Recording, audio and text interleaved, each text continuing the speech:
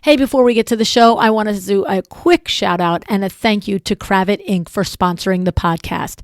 I want you to know that it's time to discover luxury for less with Kravit Furniture's popular upholstery trio, the Jazz, Porter, and Taylor.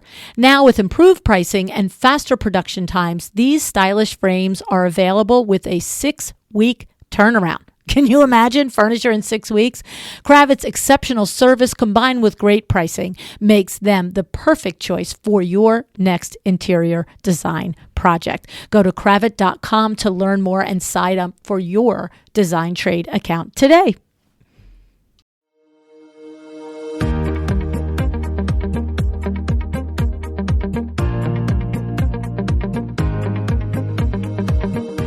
Welcome to A Well-Designed Business. My name is Luann Nigara, and I'm so glad you found this podcast. Together with my husband Vince and our partner Bill, we have grown our company WindowWorks from the ground up.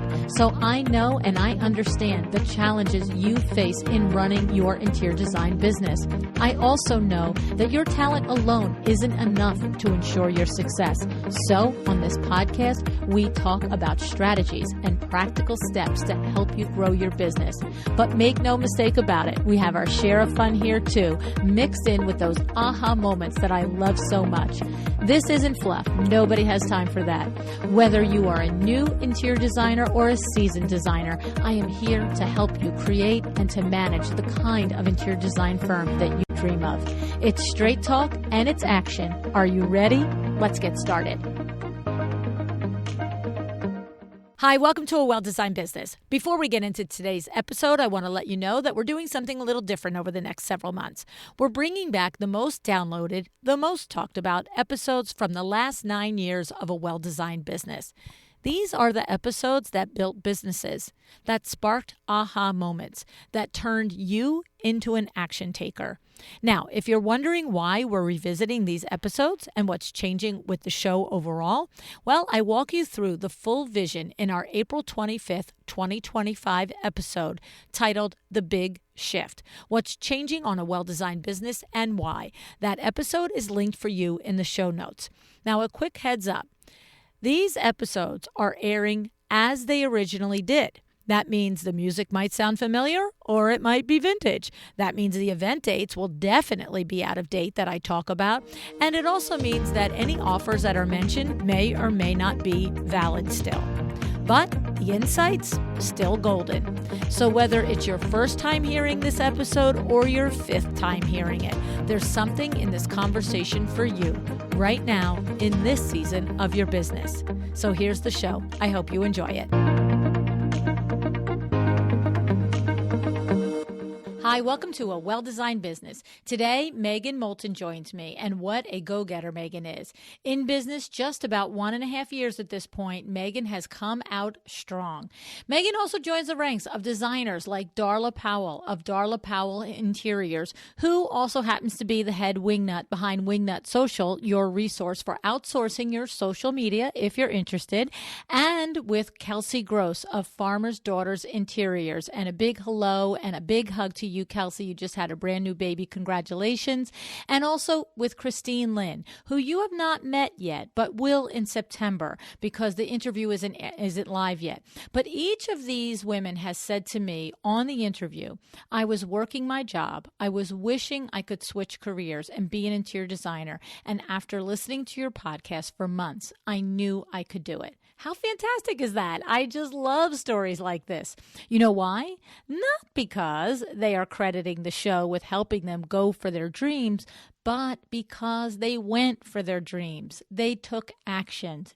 And yes, I am thrilled that each interview, each guest has inspired them and taught them something, but I'm even more thrilled that each of these ladies listened, learned, planned, and decided to go for it. I love it. I love it a lot. Now, I'll let Megan tell you the rest of her story, but know this interview is with a true I am the master of my destiny type lady. When Megan decides something, Megan does it. I learned that in just one conversation with her. The thing is, it can be done. You can leave your day job and make your design career real. And you can also take a look at your current design firm, and you can impact its course. You can get organized. You can be profitable. You may need to take a look in the mirror and finally take deliberate steps in order to make the changes necessary to make your dream a reality, though, right?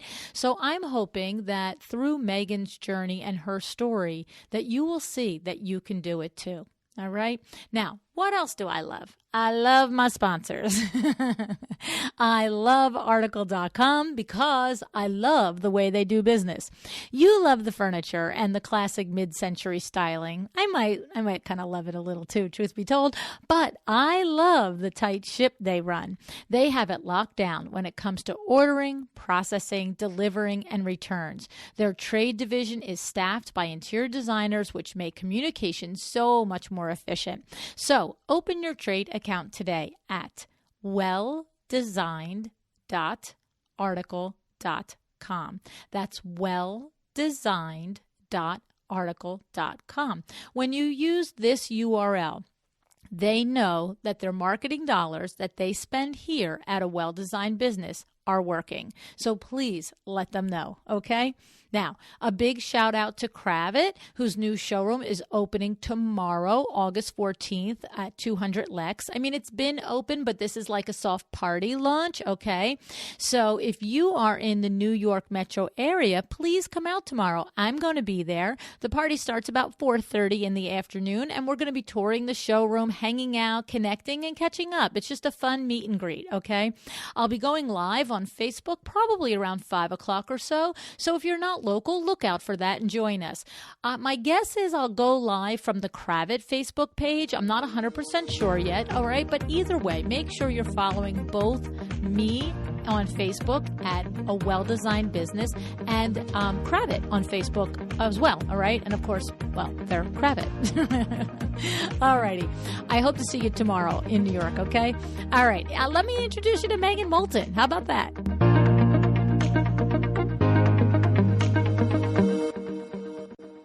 Hi, Megan. Thanks so much for joining me on A Well-Designed Business today.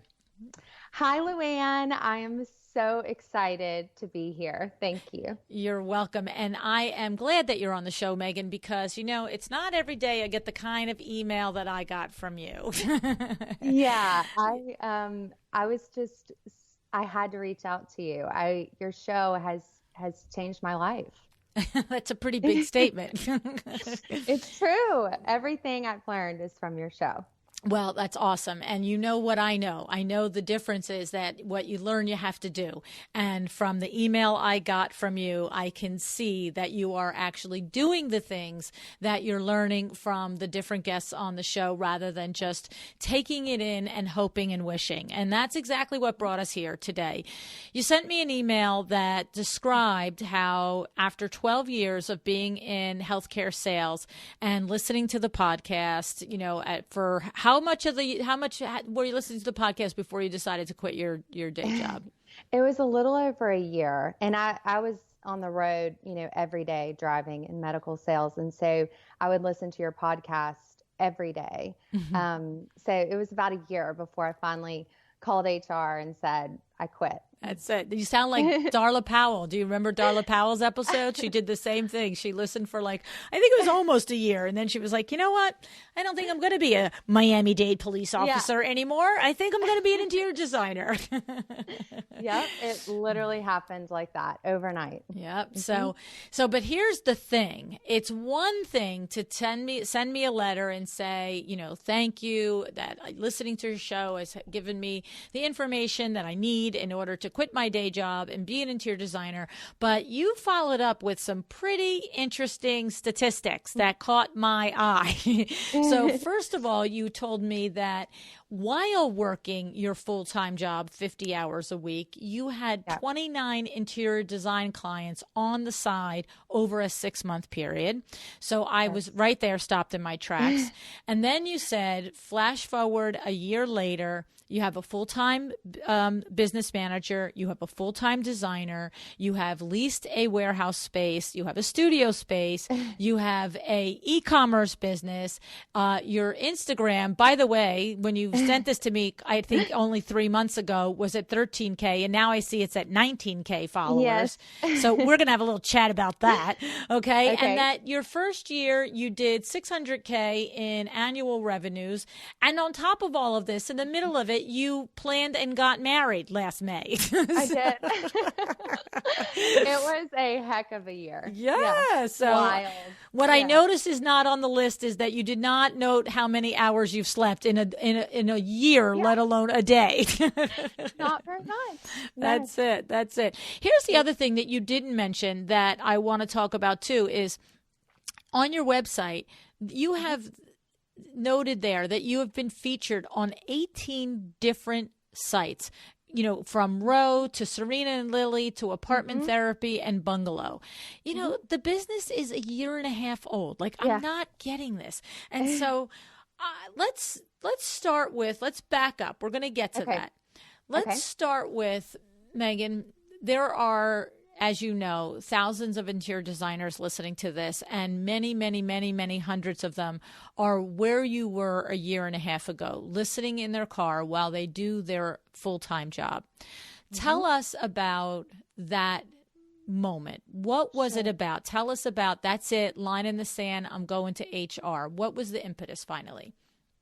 Yeah, I mean, I'll never forget the night before I called and said I quit. It was, you know, one of the scariest moments of my entire life, to be honest. I mean, going from that very comfortable, you know, paycheck every 2 weeks, benefits, you know, a salary job, to what felt like I literally was jumping off of a cliff and saying, like, I hope this works out. It was terrifying. It really was. But, you know, I have to say that listening to this podcast and hearing the stories of so many people that had done it, that had done the exact same thing and were making it, I just knew, I believed in myself enough. And I knew that if I didn't do this, I would regret it.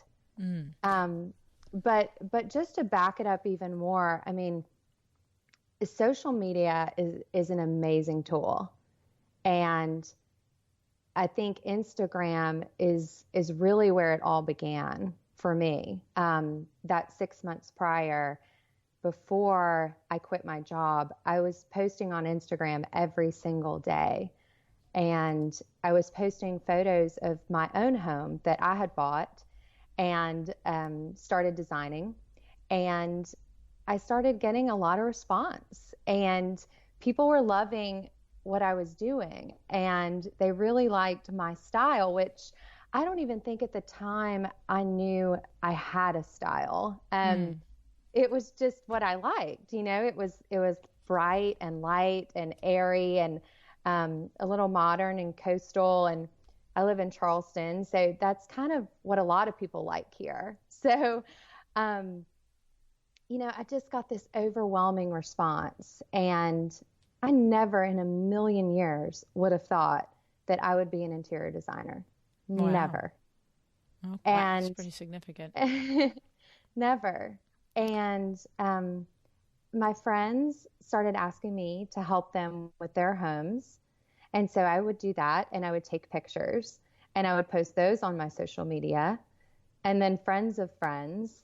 And then finally I got my first client, and I didn't even know what I was supposed to charge. I had no idea.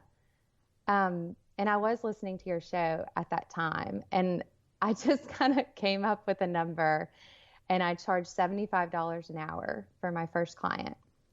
And I started posting those photos. And shortly after that is when I quit my job and decided I'm gonna go for this. This is working. So let me ask you a couple questions in there.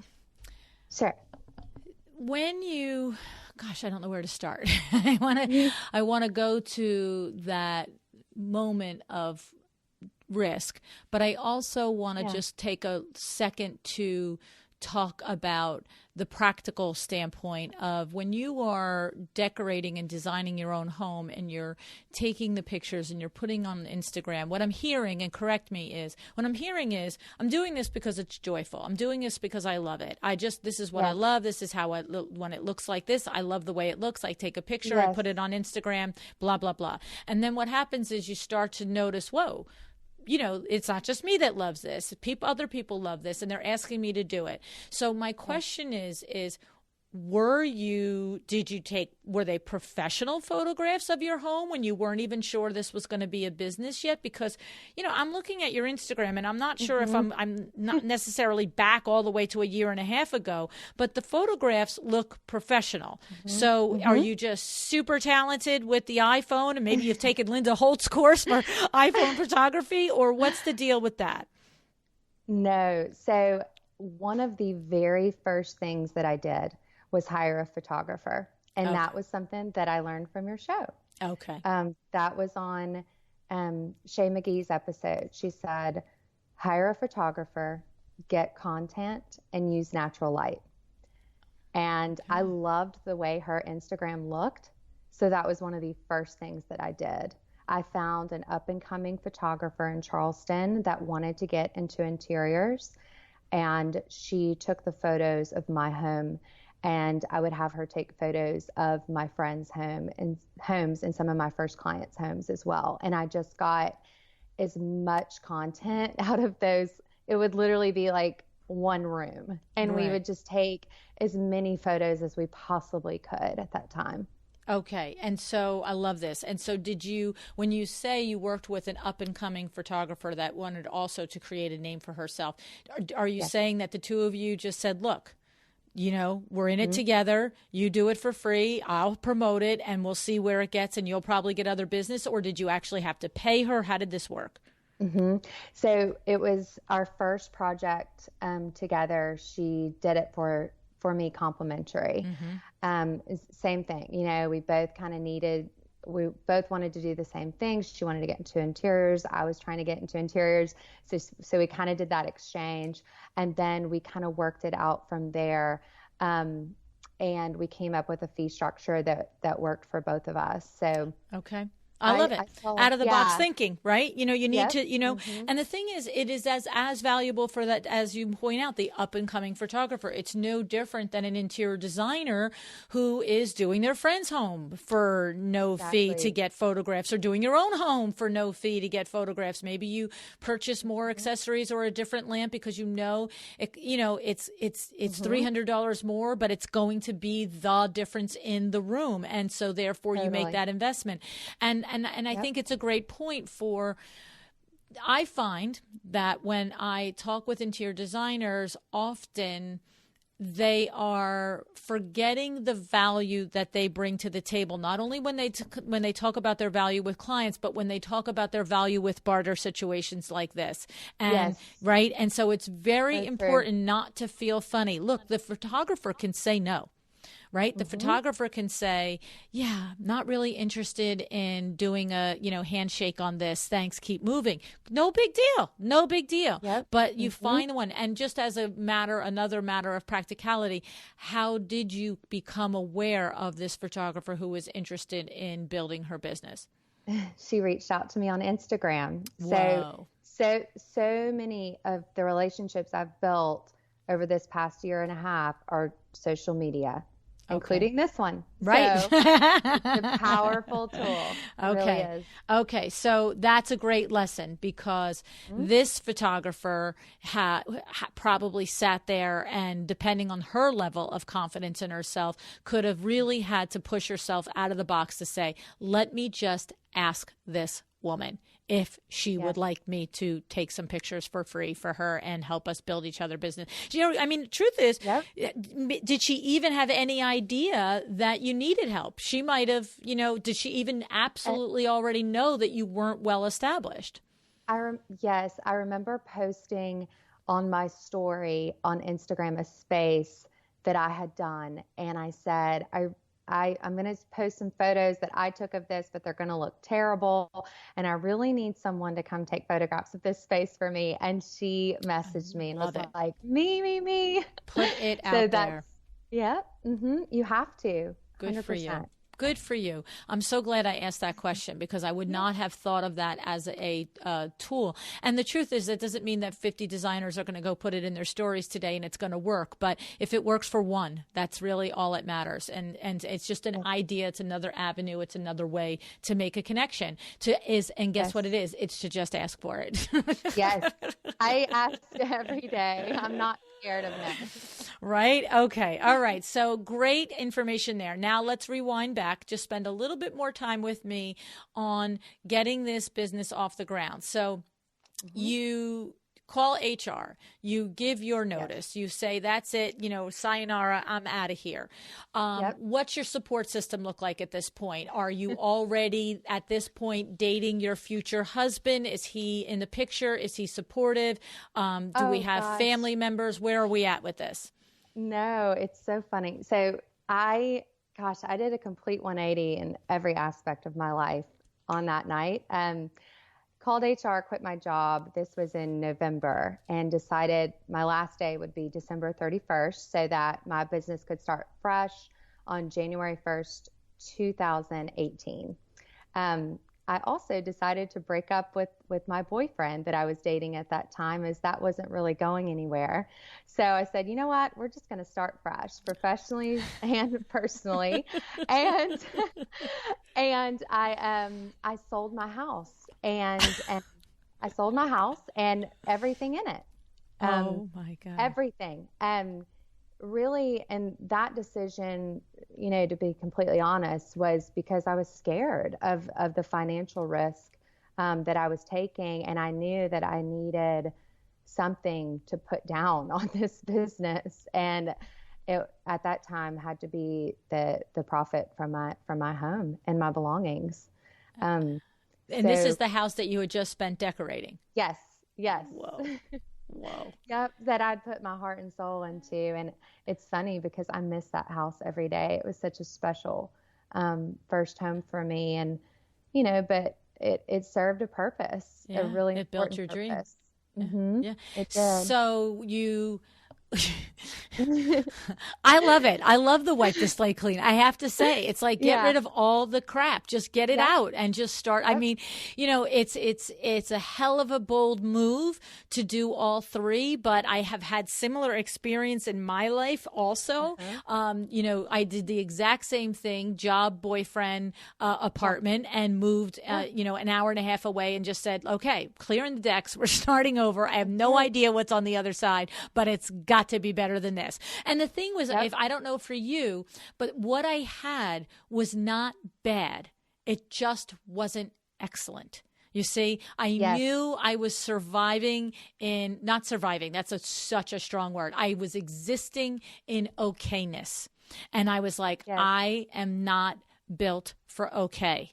I am built for whatever I want. And so I was like, that's it, Luann, you got to rip the cord. So amazing, Megan, that you did the same thing. Of course, your risk was much higher. I was much younger. I was only, 19 or 20 years old. I was not involved in selling a house and, all of these things. But I think that it's really pretty incredible. And so when you do this, I'm going to say it's pretty incredible for you to do this. Do you have parents? Do you have girlfriends? Do you have siblings that were like, yay, go girl? And some were like, are you out of your mind, girl? Like, where's that happening? Yes. So it's really important to have a great support system. I come from two parents who are entrepreneurs.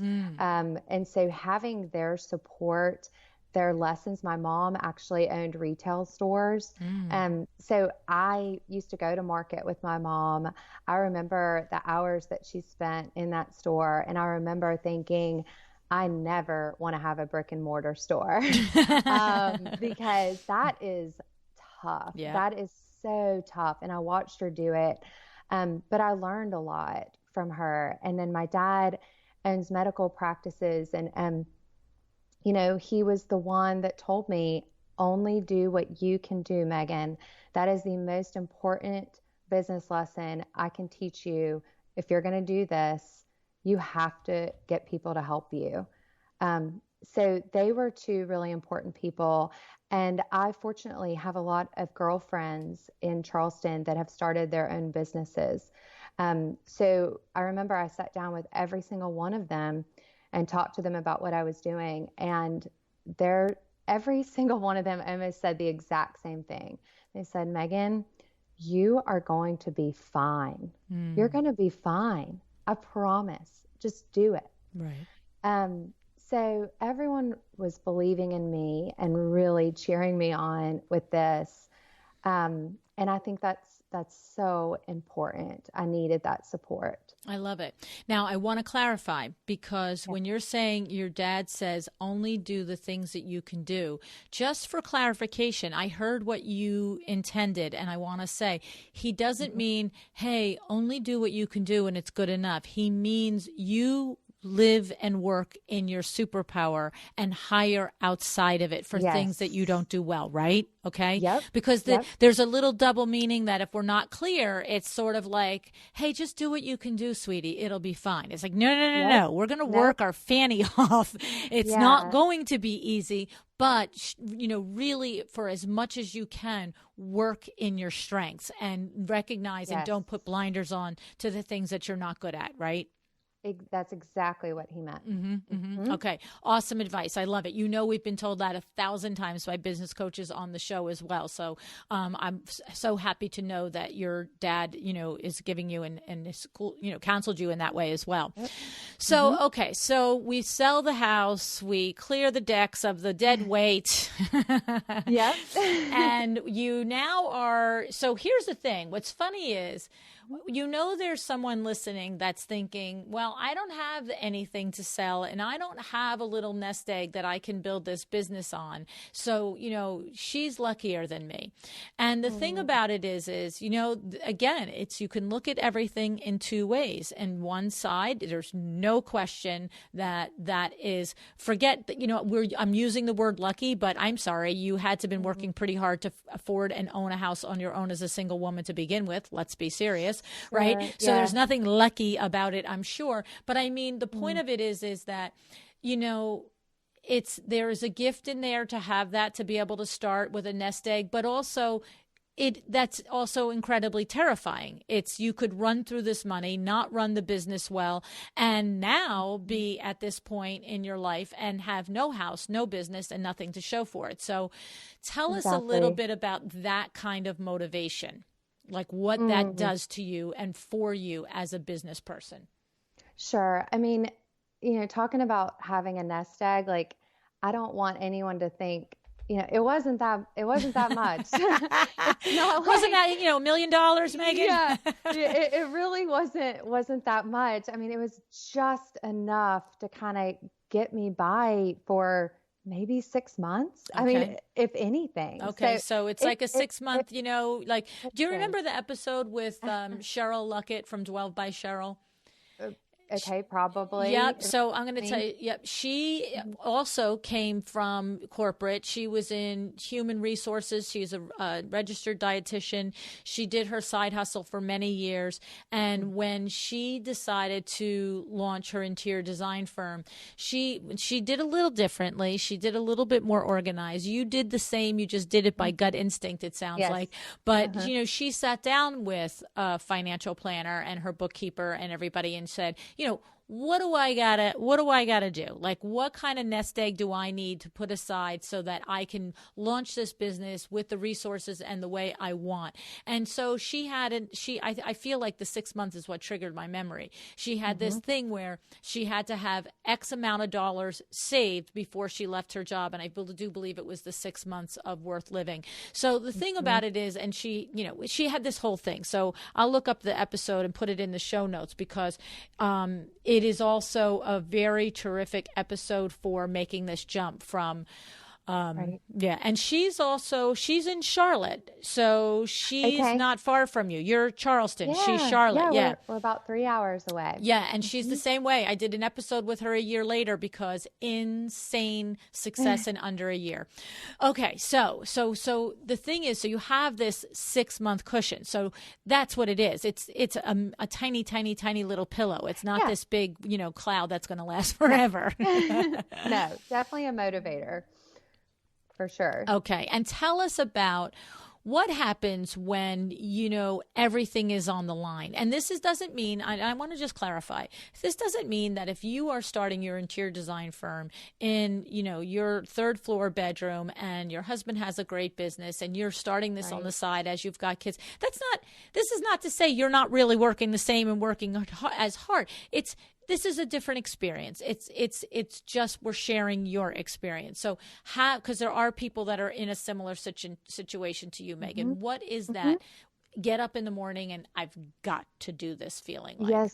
Yes. I mean, it's, I think since January 1st of 2018, I wake up every morning and I almost just wake up with this, like, I don't want to call it anxiety because it's not a bad anxiety. It's like that good anxiety that you kind of have to have, to get after it. And so every morning I literally just pop out of bed. I'm like, it's kind of like I have that quick breath and I'm like, oh my goodness. Okay, we got to go. We got to do this. We got to do this. So it's just that like fire in your belly, that you almost can't even sleep at night. And I don't think I was in the beginning. I mean, I'm not going to lie. I was working around the clock. I mean, I was working every hour of the day because I knew that it was all on the line.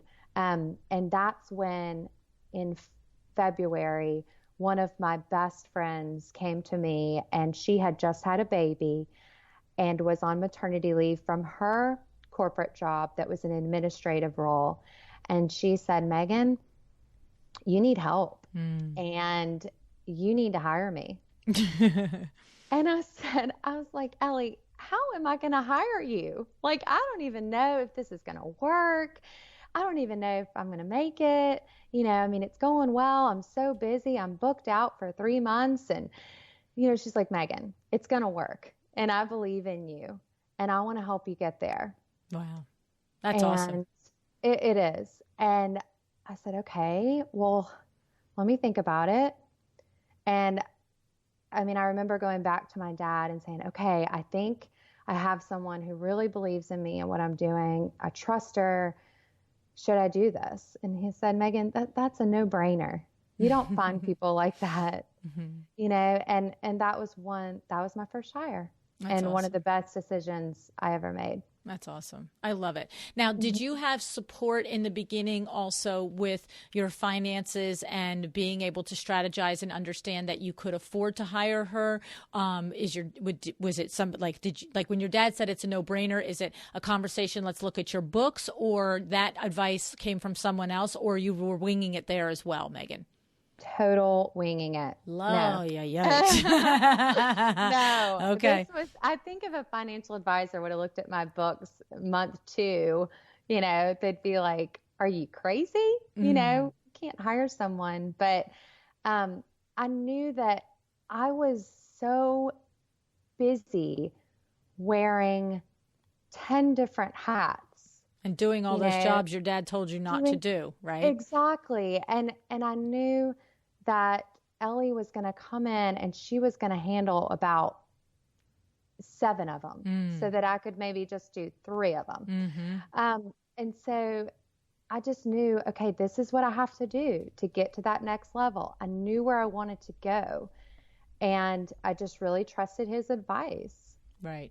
Okay. So look, it's good advice. There's no question. I would prefer that you had analyzed your books and made sure.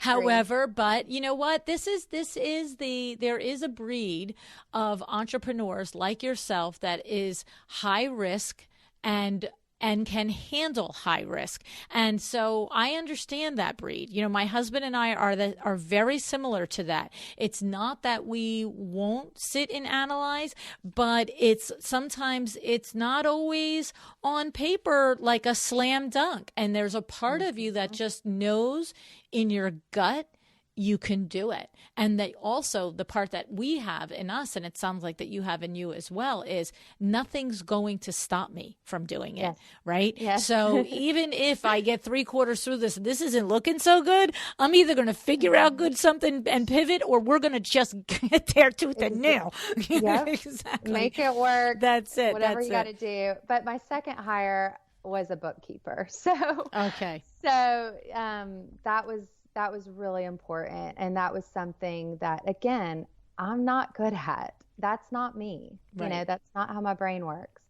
And so that was definitely another piece of advice that I learned from your show, to outsource that. And that was a really, really good decision in the beginning. Mm-hmm. And I hope you have the other piece of advice from my show, that you actually monitor and oversee the bookkeeper. You just don't let them run and walk away and check in twice a year, right? 100%. Okay, good. I'm in this horrible habit of, I like to look at our QuickBooks profit and loss almost every day. Good. It's kind of, you know, it's a motivator. I'm a salesperson. Mm-hmm. I want to see the numbers. Mm-hmm. I want to see what we're bringing in. It's exciting to me. That's good. No, you really should look at it every day. We look at it every day as well at WindowWorks. Yeah. So you have to. You have to, because you know what it is? It's funny. It's the same side of that. I know I can do this, but I'm going to make sure every day I'm actually doing it. It's like, we're not going to kid ourselves. We're not going to wake up at the end of the month or the end of the year and go, didn't work. Yeah. You know, we need to know on the 10th if we're on track for the month, and we need to know on the 20th what we have to do to get back on track. Right. Like, you know what I mean? Mm-hmm. Yep. So I love it. All right. So let's take apart some of the revenue streams that you have. You are doing full service design. You are doing e-design. You are doing e-commerce. Where do you know? I didn't ask you before the discussion. Do you know the distribution of those? What percentage of income is derived from? So you had the $600K that was in 2018. Let's first know. Do you know what your goal is for 2019 and what you're on track to do? Yes. So my goal is to be at 800 this year, and we're almost on track. So we got to have a strong second half of the year. Okay. First of all, I just want to say, so often when I ask that question on air, I've asked it off air first. And many times the guest doesn't actually know. And I surprised you with that. So I want everybody to know that I'm calling that out, because this is another level of, I believe, what's contributing to this super success in such a short period of time, that you aren't just standing here telling me that you do these things. If I ask you a question like that off the cuff and you know the answer, that you are actually doing your tracking and paying attention. And that's a critical thing. You can't just think you're doing it and say you're doing it. You have to be doing it. And so good for you, Megan. Okay. Yeah. So do you know, now this is a harder question because I'm not sure that do you know sort of this distribution that might not be at the top of your head? I do know, actually. So just looking back at last year, our product sales were about 2/3, and then our services were 1/3. So if that helps break it down a little bit, and sales are going to be, you know, product sales to our design clients, and then also our e-commerce products, and then services is just the design service fees. Okay. So now tell me about the e-commerce, because of course we've had lots of designers that have e-commerce on their site, but I don't know that I've really picked it apart, and I thought maybe it would be good to do with you. Why put that on your plate right out the gate? And what is involved in the back end? So it's sort of like having a retail store the way your mother did, but you know, you're not open for business 9 to 5, you're open 24/7, but I'm sure it has its own things that maybe one day one of your kids will look at you and say, I'm never going to have an e-commerce site, because it can't all be easy, right? It's a lot. Right? It's a lot. I knew from the get-go that I wanted to have the e-commerce, but it was kind of a no-brainer for me, because as I was posting on social media, and I think some designers can probably relate to this. I get asked every single time, where's that from? Every Right. single time. And so to me, it just makes so much sense, the direction that our industry is going, to sell your products online, so that if someone in California loves the way my spaces look, then they can buy that space on my e-commerce site. They can buy the pieces. They can buy it down to the accessories. It just made sense in my mind that was the direction we're going, and I needed to be set up for that. And it's, I won't lie, like, it is a beast. Right. It really is. And I don't think I had any idea. No, I didn't have any idea. And you're glad you didn't, right? Yeah. So let me ask you a couple of practical questions about the e-commerce site. So you're not designing your own product. I looked at it. You've got art from area artisans. You've got vases and lighting and different things like that. So are you sourcing them at trade sources like High Point? Like, how does where do you get this stuff? Is it no different than going to High Point and coming back and buying it one off for a client than going to High Point and sourcing it and putting it on your website? Like, I don't get that. I've never asked somebody how that works. Yes. Okay. So I decided it made the most sense to start small. Let's start with accessories. Let's start with small accessories that are easy to ship. I really love working with local artists, and I worked with a few to do prints that can easily be rolled up and put in tubes and shipped. We had small rugs, small vintage Turkish rugs on our shop. So we started with these smaller items. And what I did is, when I went to High Point, I identified those vendors that really source a lot of accessories or provide a lot of accessories. I took pictures in their showrooms, a lot of pictures of their accessories. And then when I came back home and I went to their websites, I then just loaded my carts with the accessories that I love. So I kind of curated this collection of things that I love. Not only do I love, but I use them. I use all of these accessories on almost every single project. So I use them in the spaces, and then I have the photos of them in the spaces, so that those customers that would like to purchase these accessories, they can see, how we style a kitchen island, or how I style a coffee table or a console table. And so it's typically, accessories from lots of different vendors, but I had to go out and find them. And my advice to someone who doesn't have the luxury of going to market, you can do it all online.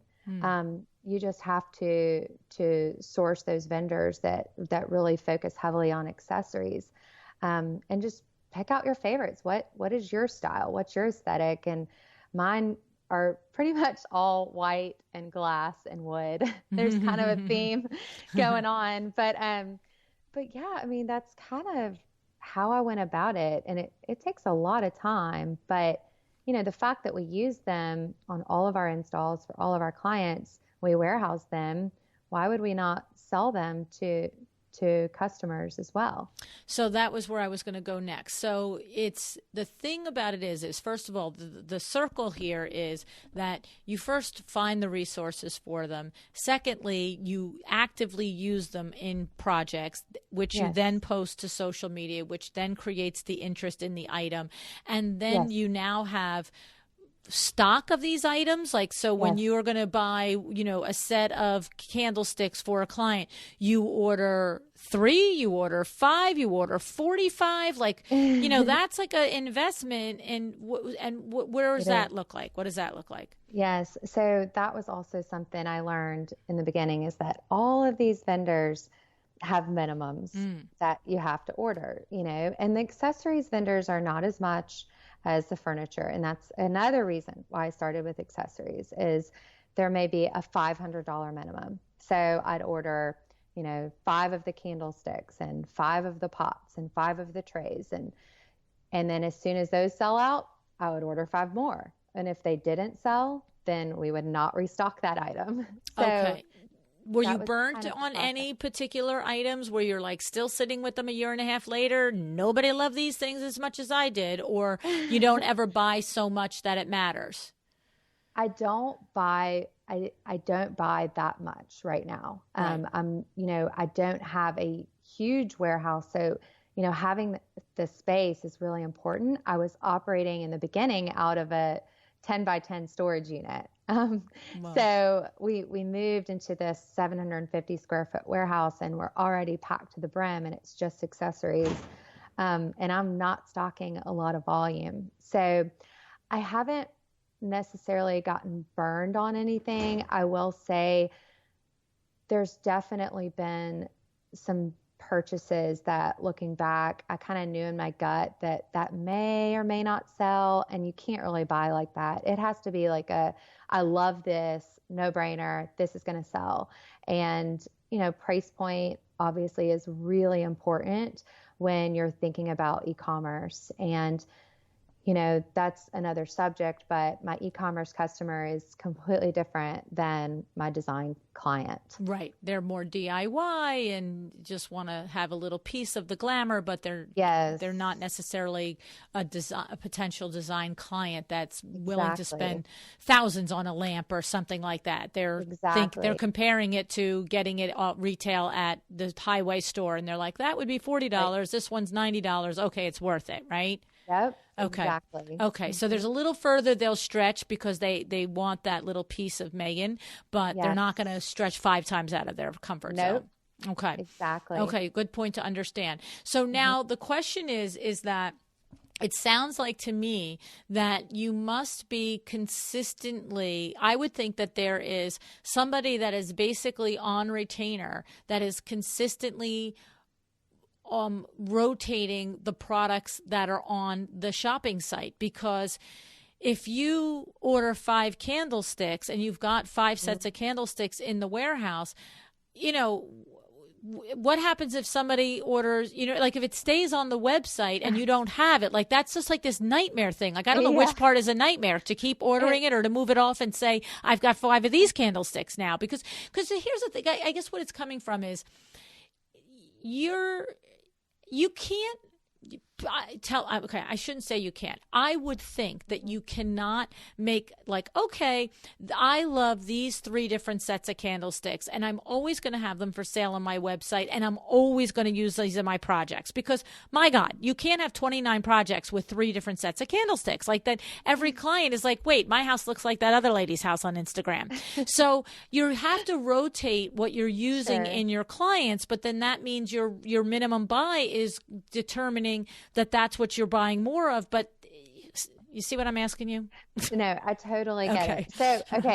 So I will say this first year in e-com, I have learned so many lessons, and you do run into some issues because you'll sell 2 bowls and we only have 1 left and we have to order more. And guess what? Now they're on back order from that vendor. Right. I have written several emails to customers saying personally how sorry I am that we're still learning, and everyone for the most part has been thankfully very understanding of kind of giving us this grace period. But it's hard. I mean, we definitely have run into that where inventory has been an issue, especially because myself and my junior designer were the ones running the store ourselves and doing the design until last month. I hired our e-commerce manager. So the thing about it is because it's not, there's the industry is not set up such that they will, because to your point, it's the minimums, and you can't say, okay, XYZ store for, trade vendor from High Point, I need 2 of these drop shipped to Sally in Iowa. Like, you have to receive them. And then do you take the time and the extra step to repackage them in the beautiful designery packaging, or if it comes in a brown box, it goes out in a brown box? No, we recycle boxes, and I'm actually getting stickers made now to stick on the outside of our recycle boxes that say we recycle boxes and reuse packaging, because we get hundreds of boxes and bubble wrap and packaging a day.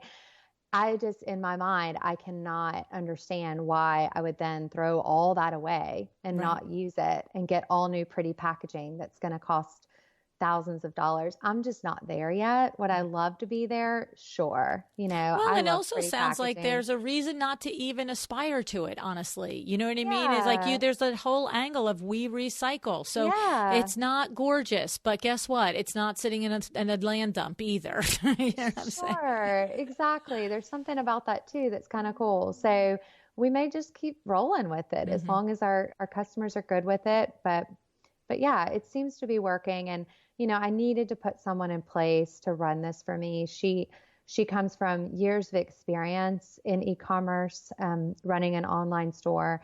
And, it just really got to a place where it was not manageable, keeping the inventory and keeping the customers updated on their orders and packaging them up and getting them out the door and receiving the new inventory and inspecting it for damages. It's a full-time job. Well, It it's a whole really is. nother business within a business, It is. honestly. I mean, it's like, to Hmm. me, I'm going to be completely, flip about it, but it's like, like your father has medical offices. It's like running a bakery out of a medical office. Yes. I mean, it's a whole nother thing, It is. yeah. And And so the thing about it is, do you have it all on a computer software platform where you're managing your yes. inventory that way? Or are Yes. you, okay, because startup bootstrapping, you might still be doing it like with spreadsheets or something. No, we use Shopify, and Okay. it runs our store, and it's a very user-friendly system. So we put all of our inventory there, all of our photos, and I like to always include, a stock photo of the item and then also a photo of the item in a styled space. And right now, our new e-commerce manager, she's just going through and making all the updates to the site. So she's making sure all the product descriptions are there, all the photos. This was just kind of this half-assed effort, honestly, in the beginning, and we just didn't have the time. So she's putting the time in now so that we can get it where I want it to be. And then my goal is to start adding furniture and lighting and larger items to the shop. And I know that's going to be another huge undertaking, but again, I really see this as the future of our business. And I really want to diversify my business and have these two separate entities. When you go to get into furniture, then now you're going to have a much larger warehouse, or will you be able to drop ship? I mean, I guess you can drop ship to a receiver. Yes, my goal is to drop ship as Yeah. much as we possibly can. Hmm. But that goes back to meeting some of these minimums, Right. Right. with these furniture companies. So, and we can talk about that on the design side, if you want. And that's a whole nother battle when you're starting out in design and you really don't have, the financial backing, honestly, to do it. And how did you do it? What did you do? So I had to use a purchasing agent, in the beginning, and I don't know if that's something that's widely talked about in this industry, but it was something that I discovered was out there. And basically, what it is it's larger retailers or designers that have storefronts. So they have stocking dealer pricing with vendors, and something that they're doing is that they're selling to small designers like me, and they're just doing a very small 5 to 10% markup on it, and selling it to me, versus me getting the designer pricing, which is significantly less than stocking dealer discounts. So that was how I did it on the design side. I bought almost exclusively through a purchasing agent because I couldn't meet the minimums with a lot of these vendors. Right. It was a huge challenge. I think I'm not sure if I'm correct on this, but I think Jeannie Chung, Cozy Style Chic, I think that's what her retail store is in California. That she does have a lot of designer clients, and that's how that functions, Yes. right? Yes. Yes, exactly. And it works amazing. So anytime there's a damage, the purchasing agent handles it. Right. It's out of our hands. And again, I mean, it comes down to you have to think about your markup and your profit. And for me, it was a no-brainer.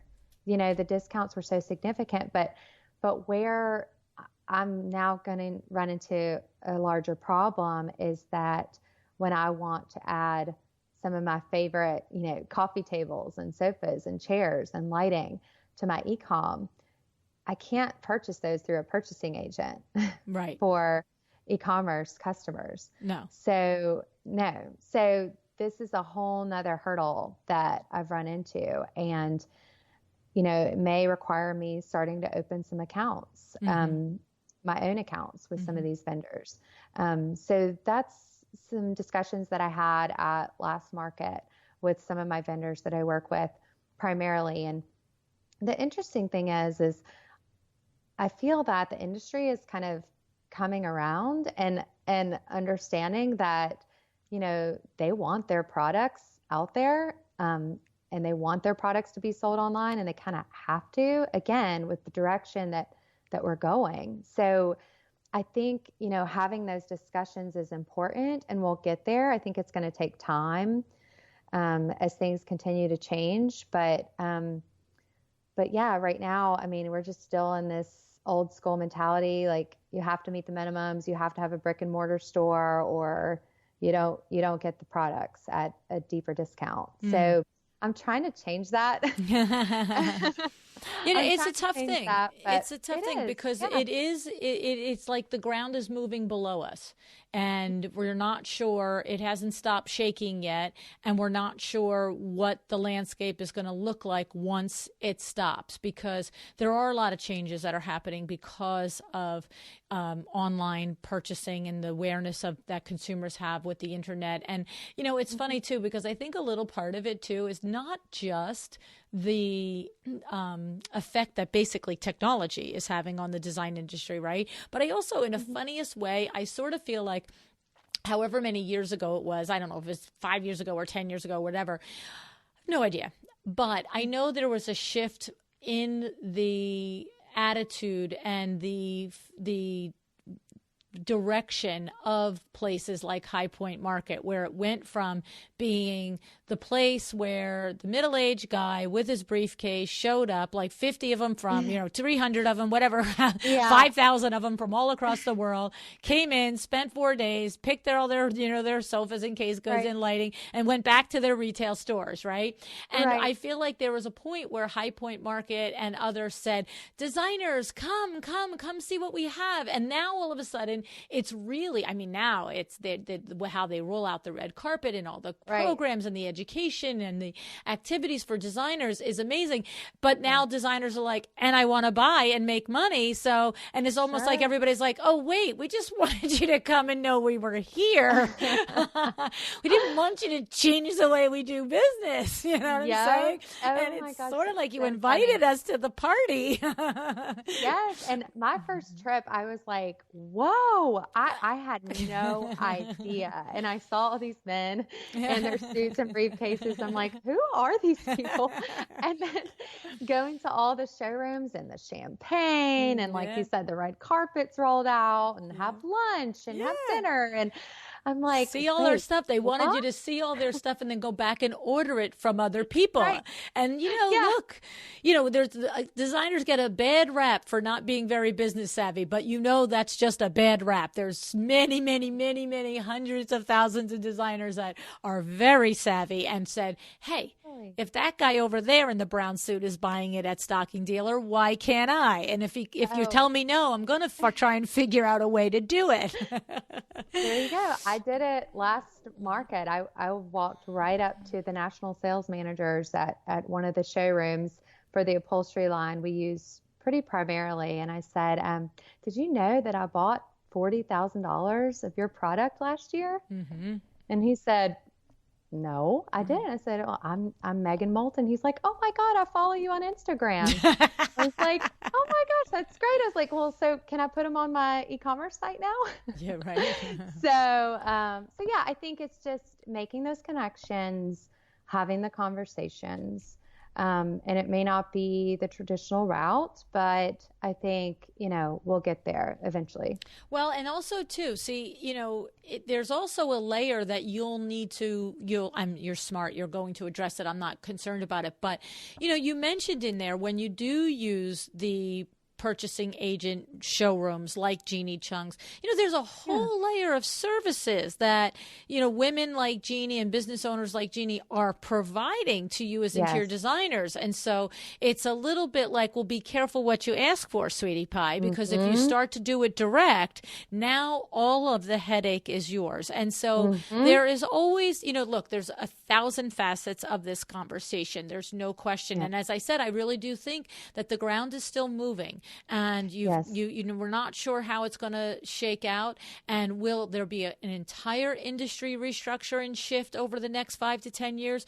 I don't know, right? But if you are listening and you're like, hey, blah, blah, blah, just understand that the channel of distribution is there for a reason. I mean, it was set up for a reason. It has the layers of customer service and things in it that are valuable to you. Because to your father's point, should you be chasing deficiencies? Should you be chasing, the arm is off the chair? Should you be chasing cracked light bulbs? Or should a purchasing agent who's set up to do it? So, I'm going to talk out of both sides of my mouth is what I'm saying, is because there's value in both. And you just have to understand that the role that the different levels play, and for yourself as a business person to evaluate when you think and know that you are getting something, you're giving something up too. And as long as you do it with eyes wide open, right? Absolutely. And I have so much respect for the business owners who kind of laid this foundation. And, I had the upfront conversation with my purchasing agent and told her what I was trying to do. And, everyone, as long as you're upfront and communicate about what you're doing, I've found that, most people in this industry are going to support you and help you. And I think that's really important. And your key right there is the upfront conversation, not to shy away from the hard conversation, because, look, you might run into a purchasing agent that you say to them, look, this is my goal right now. I need you for every purchase I make, but my goal is really to develop my own platform and to, product by product, category by category, wean off buying through you. But that could take a minute, a month. It could take a year. It could take 10 years for the last wean off. Are you interested? And you know what? That person can look at you and say, no, thanks, or okay, let's see. But it's different than just pulling the rug out, because don't forget, they have their business model too. And if you're placing $40,000 with a purchasing agent for one vendor, what's your total, mix for that particular purchasing agent? And if there's no warning that you're pulling all of that business, that's like a yucky thing. That's like, because that person is making you as part of their mix. That's so true. And I am respectful to that. And to be fair with this upholstery, they had a previous system in place where you had to purchase through retail stores that were local, but they actually changed it and they now have a designer program. So so that one you were purchasing direct, he just didn't know who you were. That's right. Okay. Well, and that's the value of saying, hi, I'm Megan. Yeah, totally. Like, I know I'm small, but I love your product. And I'm Megan. Yeah. Awesome. I love it. It's amazing. So before I let you go, I want to just ask one or two final questions. Hardest lesson. You've talked about a lot of things that have been challenging, about things that, you had the growing pains of doing, especially this e-commerce, and then understanding when it was time to hire. But is there anything that sticks out in your mind of like, oh yes, sweet Jesus, that was the crazy one? Yep. Oh yeah, for sure. I mean, I remember last year, when things go wrong, when clients are not happy, that is that is the worst feeling in the world as a designer, when you have worked your butt off, and I'll never forget the moment when I had my first really upset client about something that she did not feel was communicated to her. And it was so painful for me to hear it, and hurtful, when I thought, I thought I had done everything right. I thought I checked every box, but when I really sat down and looked at it, I realized, you know what? I haven't.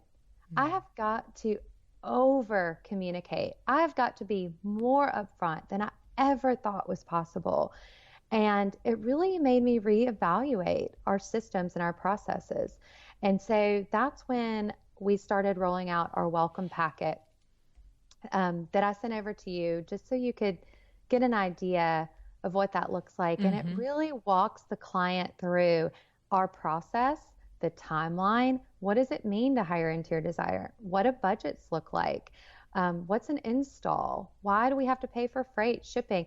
It answers every question. It checks every box. And I review it with every client before we start the project, just to set myself up better for success. And so, things are going to go wrong. There's no doubt about that. But, just to make sure that there's very clear expectations from the beginning. That would probably be my biggest lesson to everyone out there, is to try to set yourself up for success the best you can.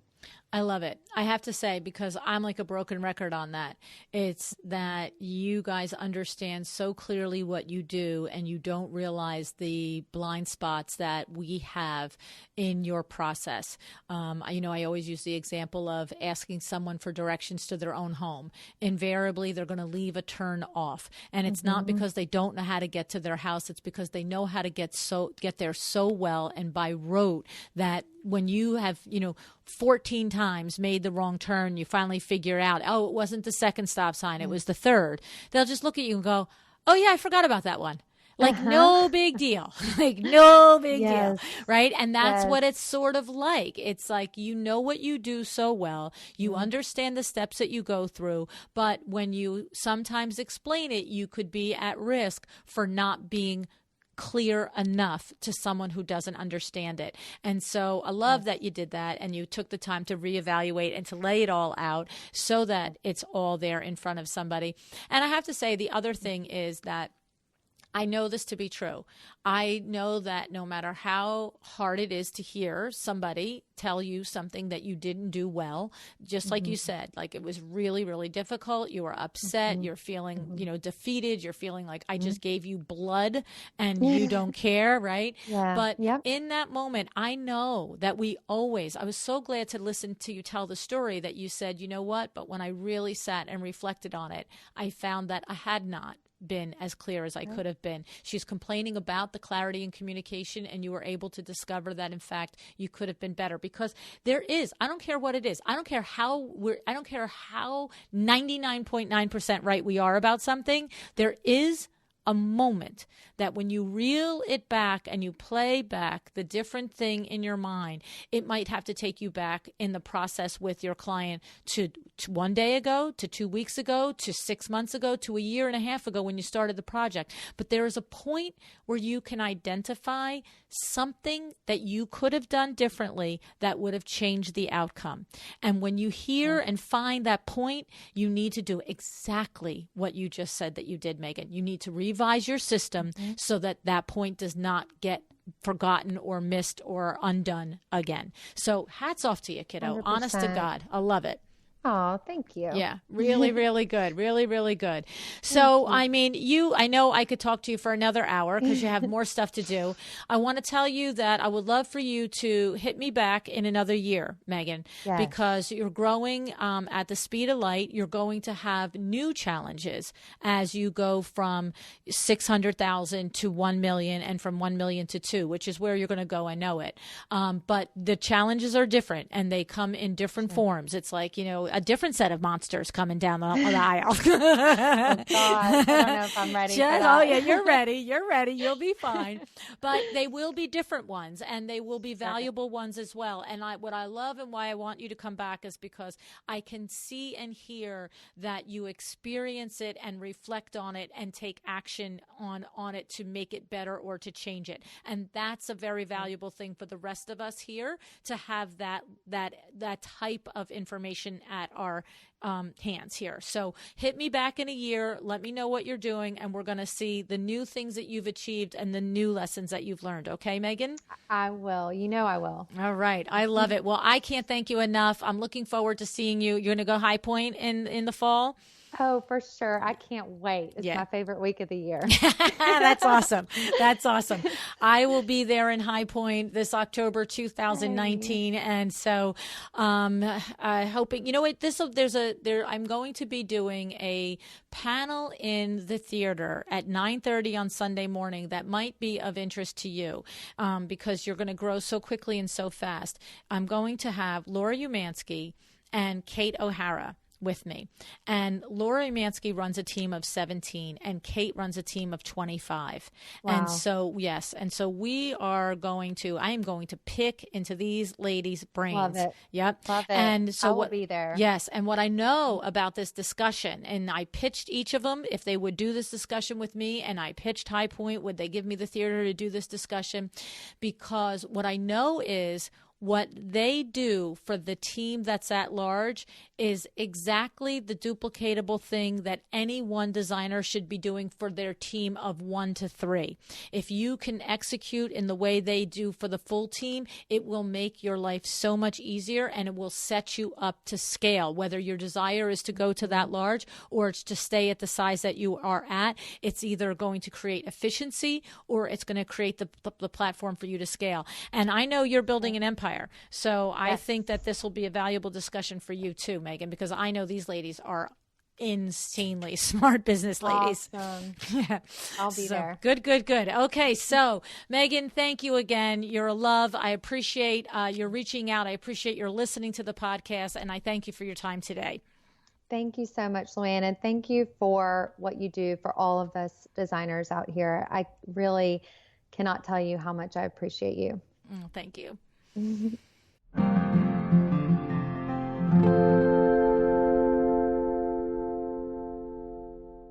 Before I get to my takeaways, have you heard? I am bringing Power Talk Friday to High Point Market this October 18th, 2019. Yep. And just take note of the experts that I will have on this particular Power Talk Friday tour. The Vin Man, of course, talking about numbers and finances. Kay Whitaker, talking about email marketing, how to do it, why to do it, when to do it. Peter Lang, the designer CPA. I mean, who doesn't want to spend a day asking a CPA every question they have about their business and not worry about two things, feeling dumb and getting billed for the conversation, right? I know. Nicole Heimer will be with us talking about knowing your brand, defining your brand. And I'm just going to say, at this point in my relationship with you, do I even have to tell you why you want to be in the same room with Nicole? I don't think so. And then Eileen Hahn will be with us. How to lead, how to manage, how to grow your firm so that it reflects the best part of you and it fulfills your goals as a human being and as a business owner. Pretty cool, right? I know. And then I'll be there, of course, leading every discussion, just like I do on the show, asking the questions in your head and the ones you didn't even know enough to know you needed to know. The best part is this one-day coaching event is intentionally limited to a very small group so that you get to ask the actual questions that are specific to your business, and you get to come away with ideas, plans, and energy to go back and kick butt for the last quarter of 2019 and beyond. All of this is followed by an awesome celebration dinner with your peers, the experts, myself, the Vincennes, and our sponsors, My Doma Studio and Rebel Woods. For all of the details, go to powertalkfriday.com. All right. Now, I want to say two things to you. If you're not sure if this investment is right for you, if you're not sure that you will return on your investment at least 2 times, if not 5 or 10 times over the next year, then let's have a little chat about it, okay? Email me at info@luannniagara.com. All right, info@luannniagara.com. Put Power Talk Friday High Point in the subject line, and then give me your telephone number, and I'll call you within 2 days. Here's the thing. It might not be right for you. Each Power Talk Friday tour coaching event is very different based on the combination of the experts that I invite to be with me. So that's really terrific for 2 reasons. One is that you can attend every Power Talk Friday tour and always get something completely different out of it. But the other thing is that it does mean that not necessarily each Power Talk Friday tour is the best way to invest your money at that particular moment. So it will depend on the challenges that are front of mind for you right now. And so I'm happy to spend a half hour on the phone with you, understanding what your top priorities are, and then helping you explore if this particular combination of coaches answers those priorities. And if they don't, I'm going to be the first one to tell you, because I want people there that are going to come away and sing the praises of the Power Talk Friday tour, right? Makes sense. And to that end, if you'd like to speak with somebody who has attended a Power Talk Friday tour, let me know that too. And I will definitely connect you and let you get some conversations with your peers who have done it. All right. Now, all righty, let's get to my thoughts on this conversation with Megan.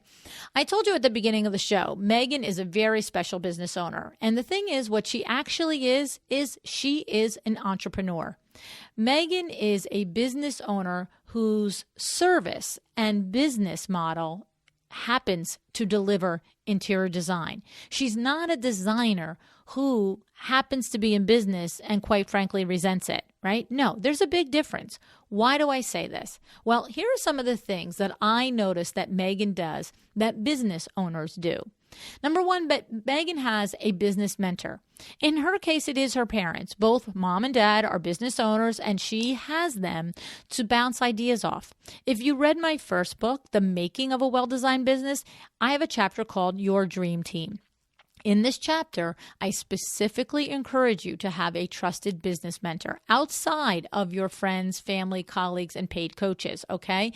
Now, I don't mean that's exactly the point. I mean outside of family and friends who are not qualified to mentor you, right? In this case, Megan's family is qualified to mentor her, all right? The point is you need the voice of experience in business and the voice of reason that you can go to and, really kind of run by the gut check questions that you have. And of course, for Megan, it is her parents, and that's awesome, all right? Like for Vin and me, for me, it's Vin. And for Vin, it was his cousin Al Paradise for many years, okay?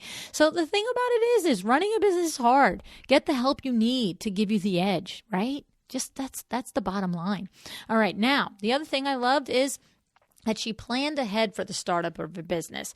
In Megan's case, she specifically sold her home so that she would have that 6-month financial cushion. And I'm just going to say #smart lady there for making a plan. It doesn't have to be selling your home, but it does have to be planned. You do need that. What am I going to do if I don't have a client for X period of time? What am I going to do? How am I going to carry this financial load? You can't open and then figure it out, okay? And I shouldn't laugh because it's not funny. It's not. And the thing is, if it is news to you, then that's okay. That is okay. But hear it, okay? Have a plan for it. That's really the bottom line. Entrepreneurs have a plan, all right? Another trait that I liked is that when she needed something, she wanted the photographs, the professional photographs of the home that she had designed. And so she put it out into the universe. She said, you know what? Let me just ask, right? It's so important to ask for what you want and to let others know what you need and how they can help you. The second thing is it's so important to be able to think out of the box on how you can each get value from an arrangement. There are probably 24 of you listening right now that talk with me on a regular basis. And you know that this is my MO all day long. It's like, I got this, you got that. How can we work it together so that we both come away enriched? Okay, both come away with value, but it doesn't necessarily have to be a money exchange. It can be a value of services exchange. You need to be able to think out of the box, gather your people around you that you can help them and they can help you, and you all go sailing off into the sunset together. Okay. Now remember Mikkel Welch's episode number 297. He specifically explained how the first 8 or 9 projects he did, it was a barter on both ends. It was a barter with the client doing the project, and then he bartered on the end of the project with the photographers to shoot the project, right? So go listen to that episode if you're looking for a little bit of insight on the details on how he worked that. Now, newsflash for you. Photographers are people too, just like you, in all phases of their businesses, working hard to make the magic happen. So put your wish out there and be open to brainstorming for some creative solutions. All right. The other thing I liked about what Megan did was very entrepreneurial is in starting her e-commerce site, she is both looking ahead to the way technology is changing our industry. Newsflash, actually, it's changing almost every industry, not just ours. So we can all stop whining about it. That's just my little public service announcement about that. But she is leaning in to see how she can capitalize on these changes. This is not to say that starting an e-commerce site is the way for all of us to go. No. It's a ton of hard work to do that. My point is, though, that this is how an entrepreneur thinks. An entrepreneur does not sit and complain about the changes in the air. An entrepreneur looks to what changes they themselves need to make to survive and thrive in the coming years. Okay, big difference. Then the other thing I liked is that in regarding her e-commerce site, notice that Megan is approaching it exactly the way Jesse Lazarus said to us that the Kravitz approaches things. So that's episode number 446. All right. Jesse explains Kravitz's philosophy is always to be looking for new and innovative ways to run and enhance and support their business. But once they decide on a new venture, they always start it with a pilot version of the idea, whatever that means specific to what they're doing. All right. But they don't just dump everything into it. They run the pilot version. They see how it goes. And this is the same for Megan. She started her e-commerce site with accessories, pictures, items that are relatively easy to source, order, receive, and ship, right? She didn't go full in. She's seeing how it works. And I also love, in regard to the shipping, she hasn't invested thousands of dollars worth of thousands of dollars into branded packaging. All right. And I know, you guys, I know that this had to be a monumental exercise in self-control. It is a superpower for almost every designer I've ever met, that ability to present things, even the simplest of tokens that you share and you give to others, are presented beautifully. I know this because I have been on the receiving end of so many beautiful, thoughtful little gifts and items from you guys. And what I always notice is 99.9% of the time, the packaging and the presentation of it is as beautiful as the token or the gift inside. And so the thing is, I'm sure that was difficult for her, and she wanted to, put her brand all over it. But, she just made a decision and said, not now. And then, of course, she's now even thinking maybe never, because of the whole recycling and everything. But I love that she made a decision that was based on logic and thinking and saying, is this critical to getting this off the ground? No, it would be really fabulous and beautiful, but not critical. All right. And then my final reason for labeling Megan as an entrepreneur first and interior designer second is her big lesson that she shared with us at the end of the show. Megan, after the initial gut punch, stood up.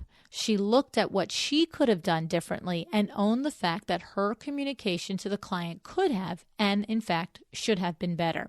This is key to being successful in business. You must peel back the emotion. You must not attribute emotion to when a client says something to you, okay? You have to ignore your bruised feelings and ask, what could I have done better? There's always an answer. I promise. There's always an answer. And Megan gets extra credit for taking action on her answer to herself. She reevaluated her system. She made changes to avoid being in that situation again. I love it. Yay, yay, yay, Megan. All right. Now, big episode, lots of takeaways. All right. But big question. What are you? Are you a business owner whose passion and joy is designing beautiful spaces? Or are you a designer who resents having to mind the business side? By the way, if you are the latter, if you're a designer who really can't stand the business side and actually has that layer of resentment, but then by all means, just own that, all right? There are thousands of interior design firms hungry for talented designers to be part of their firm so that they can make their team the best it can be. I mean, where would I be without Kim? I'll tell you where I would be without Kim. I'd be up a freaking creek without a canoe, let alone a paddle. I don't even want to talk about it. I get hives just thinking about it, okay?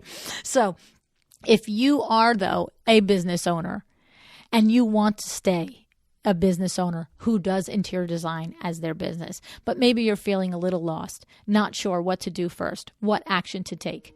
Get your dream together. Get your dream team together. Get your mentor, get your coach, get some business training, get some sales training. Do something. Take an action. All right? You can do it. You just have to decide. Decide to be excellent. Thank you so much for joining me again today. This podcast is a production of WindowWorks, your resource for custom window treatments and awnings. To learn how we can help you on your next interior design project, go to www.windowworks-nj.com.